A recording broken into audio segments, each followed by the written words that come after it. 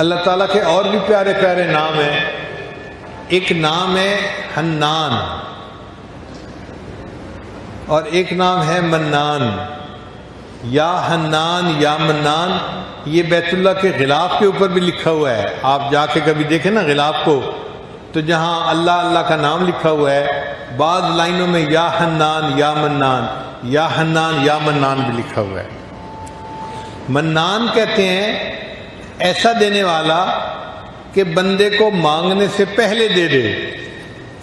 بعض لوگوں کی عادت ہوتی ہے دور سے فقیر کو آتا ہوا دیکھتے ہیں نا، اس کو مانگنے کا موقع نہیں دیتے، پہلے ہی جیب میں سے پیسہ نکال لیتے ہیں کہ میری طرف آ رہا ہے، اور بن مانگے اس کے ہاتھ میں پیسے پکڑا دیتے ہیں. تو جو اتنا دینے والا ہو کہ بن مانگے دینے والا ہو اس کو منان کہتے ہیں. یا مانگنے والا تھوڑا مانگے اور دینے والا زیادہ دے اس کو منان کہتے ہیں. حاتم طائی سے ایک آدمی نے 5 دینار کا سوال کیا تھا. حاتم طائی نے اپنے سیکرٹری کو کہا کہ اس کو 500 دینار دے دو. اس نے کہا جی مانگے تو 5 دینار ہیں. اس نے کہا ہاں. اس نے اپنے حساب سے پیسے مانگے ہیں اور دینے والے نے اپنے ظرف کے حساب سے پیسے دیے ہیں. تو 5 کے بدلے اگر ایک دنیا کا سخی 500 دیتا ہے تو اللہ تعالیٰ تو پھر اللہ تعالیٰ ہے، وہ منان ہے. بندہ جتنا بھی مانگتا ہے اللہ اس کی امیدوں سے بڑھ کر عطا فرماتے ہیں. ٹوٹے رشتے وہ جوڑ دیتا ہے، ٹوٹے رشتے وہ جوڑ دیتا ہے، بات رب پہ جو چھوڑ دیتا ہے، اس کے لطف و کرم کا کیا کہنا، لاکھ مانگو کروڑ دیتا ہے. ہمیشہ لینے والوں کو اپنے دامن کی تنگی کا شکوہ رہا، دینے والے کے خزانے بہت بڑے ہیں. بن مانگے دیا اور اتنا دیا، اتنی تو میری اوقات نہ تھی. اور اللہ تعالیٰ حنان بھی ہیں. حنان کہتے ہیں وہ بندہ جو کسی کی ناراضگی کو برداشت نہ کر سکتا ہو. بعض لوگوں کی طبیعت ہوتی ہے ان سے ناراض ہو جاؤ نا تو وہ ناراضگی برداشت نہیں کر سکتے، فوراً منانے لگ جاتے ہیں. جب تک منا نہ لیں انہیں چین نہیں آتا. ان کے اندر یہ صفت ہوتی ہے، وہ کسی کی ناراضگی کو برداشت ہی نہیں کر سکتے، سب کو منا کے رکھتے ہیں. اللہ تعالی حنان ہے. اللہ بھی اپنے بندوں کو اپنے سے ناراض نہیں ہونے دیتے.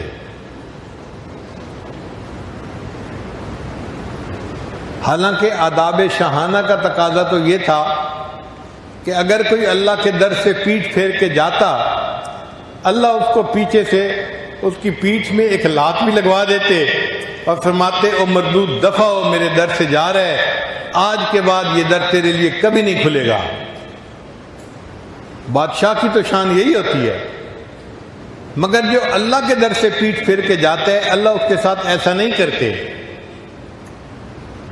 قرآن مجید میں اللہ فرماتے ہیں یا ایھا الانسان ما غرک بربک الکریم، اے انسان تجھے تیرے کریم پروردگار سے کس چیز نے دھوکے میں ڈال دیا؟ تو اپنے رب سے کیوں روٹھ کے جا رہا ہے، کیوں ناراض ہو کے جا رہا ہے؟ اللہ تعالیٰ جو احکم الحاکمین ہے اپنے روٹھے ہوئے بندے کو مناتے ہیں.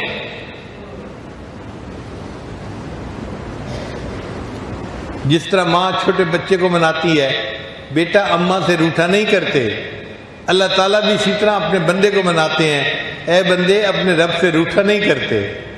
وہ منان ذات جو روٹھے کو منانے والی ہو. اب آپ سوچیں کوئی روٹھا ہوا بندہ اس کے دروازے پہ آ جائے تو اللہ تعالیٰ کتنا جلدی خوش ہو جائیں گے اس بندے سے.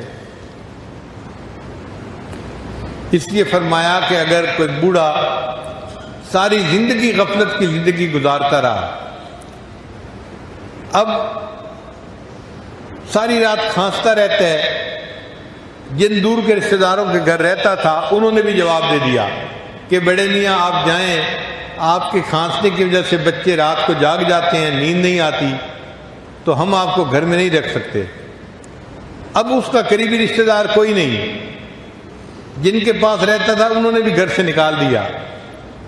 اب یہ بوڑھا بندہ ہانستا ہوا ہانپتا ہوا سوچتا ہے کہ میں جاؤں تو کہاں جاؤں؟ تو خیال آتا ہے چلو میں مسجد میں جاتا ہوں، اللہ کے گھر میں جاتا ہوں۔ تو اللہ تعالیٰ اس بندے کو تانے نہیں دیتے، جب جوانی تھی اس وقت تو تجھے میرا گھر یاد نہ آیا، جب حسن تھا اس وقت تو تجھے میرا در یاد نہ آیا، اب تیرے منہ میں دانت نہیں اور تیرے پیٹ میں آنت نہیں، جسم میں طاقت نہیں، کچھ نہیں تیرے پاس رہا بچا، اب میرا گھر یاد آیا ہے۔ اللہ اس بندے کو تانا نہیں دیتے، بلکہ وہ بوڑھا اگر ہانپتا کانپتا اللہ کے گھر کی طرف جا رہا ہے تو اللہ فرماتے ہیں میرا یہ بندہ اس بڑھاپے میں زندگی بھر گناہ کی زندگی گزارنے کے بعد آ رہا ہے، وَإِنْ أَتَانِي يَمْشِي أَتَيْتُهُ هَرْوَلًا، یہ چل کے میرے گھر کی طرف آ رہا ہے اور میری رحمت اس کی طرف دوڑ کے جا رہی ہے۔ وہ بندہ ایک قدم اٹھاتا ہے، اللہ کی رحمت 2 قدم قریب ہوتی ہے۔ وہ کیسی ذات ہے کہ جو اس بوڑھے کو بھی نہ نہیں کرتی، تانا نہیں دیتی، اس کے لیے بھی اپنے گھر کے دروازے کھول دیتی ہے۔